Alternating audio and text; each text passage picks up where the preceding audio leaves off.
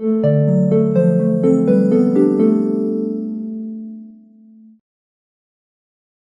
And welcome to the worldwide post. दोस्तों, Yemen, Israel, Russia, Saudi Arabia के related बहुत बड़ी खबर निकल कर आ रही है। आज हम बात करेंगे एक बहुत ही इंपॉर्टेंट और सेंसिटिव इशू के बारे में।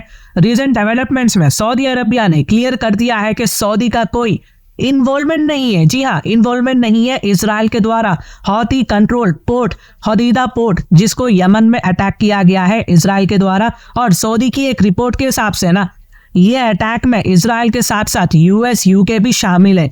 यमन का ये पोर्ट हौतीस रेबल के कंट्रोल में है और ये रीजन ऑलरेडी वॉर और कॉन्फ्लिक्ट से जूझ रहा है। जब इजराइल ने ये पोर्ट को टारगेट किया था अपने फाइटर जेट से मिसाइल डालकर, तो इंटरनेशनल कम्युनिटी में काफी सवाल उठने लगे। सऊदी अरबिया पहले से ही यमन के कॉन्फ्लिक्ट में इन्वॉल्व है और इसी वजह से ये अजम्पशन बन गया था कि शायद सऊदी अरबिया ने इजराइल को सपोर्ट किया होगा और इजराइल की मिसाइल को एयर स्पेस दिया होगा इस एक्शन में।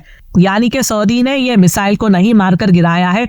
सऊदी अरबिया के डिफेंस मिनिस्ट्री के स्पोक्स पर्सन ने कहा है कि किंगडम किसी भी थर्ड कंट्री को अपना एयर स्पेस यूज करने की परमिशन नहीं देगा। यह स्टेटमेंट एक क्रिटिकल टाइम पर आई है जब हौतीस फाइटर्स ने सऊदी अरबिया को इजराइल का गुलाम कहा है।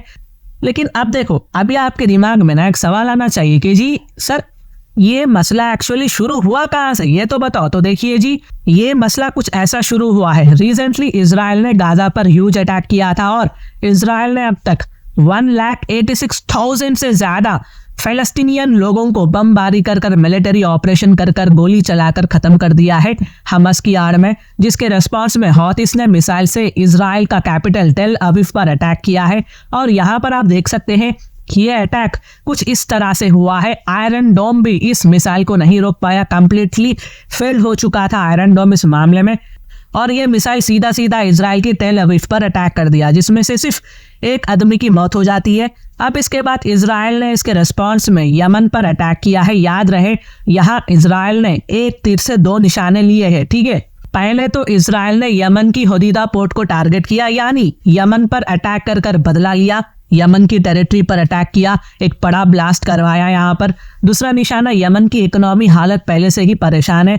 ये पोर्ट यमन की इकोनॉमी के लिए बहुत ज़्यादा स्ट्रैटेजिक इंपॉर्टेंट था, लेकिन यहाँ पर इजराइल ने ब्लास्ट कर दिया, जिसके चलते सभी काम रुक चुके हैं और बची कुछ ही यमन की जो इकोनॉमी है वो भी खराब हो गई है।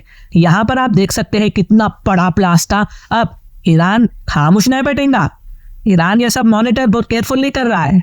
ईरान इसके रेस्पॉन्स में हौतीस को कुछ ना कुछ सपोर्ट जरूर करेगा और ये देखने वाली बात होगी। और संडे को, यानी जब मैं ये वीडियो रिकॉर्ड कर रहा हूँ आज, फायर फाइटर टीम्स अभी भी आग को कंट्रोल करने की कोशिश कर रही है, जो इस अटैक के बाद स्टार्ट हुआ है। इस स्ट्राइक में 3 लोगों की जान चली गई है और 87 लोगों को सर्व बर्न्स हुए हैं, यानी गहरी चोट लग चुकी है। बहुत ज्यादा जल चुके हैं लोग, जैसा कि हौती रेबल्स का कहना है ये। और मैं आपको इस होदीदा पोर्ट की इंपॉर्टेंस बोलता हूँ गाइस। इजराइल ने होदीदा पोर्ट, जो फ्यूल और ह्यूमैनिटेरियन एड के एंट्री पॉइंट के तौर पर जाना जाता है यमन में, इस पर एक बहुत बड़ा स्ट्राइक किया। ये अरेबियन पेनिनसुला के सबसे गरीब देश में से आता है यमन। तो इजराइल ने यहाँ पर अपना पहला क्लेम अटैक कर दिया है, जो लगभग 2000 किलोमीटर यानी 1300 माइल्स दूर है। और दोस्तों, ये सब होने के बाद इसके रिस्पांस में हौतीस की तरफ से स्टेटमेंट आ चुका है। हौतीस ने धमकी दी है कि ये इसका बदला जरूर लेंगे इजराइल से। अगर इजराइल लड़ाई कर जीतना चाहता है तो हौतीस भी लड़ाई कर ही जीतेंगे। इजराइल का अटैक का बदला जरूर लिया जाएगा और हौतीस जल्दी इसका बदला जरूर लेंगे इजराइल से।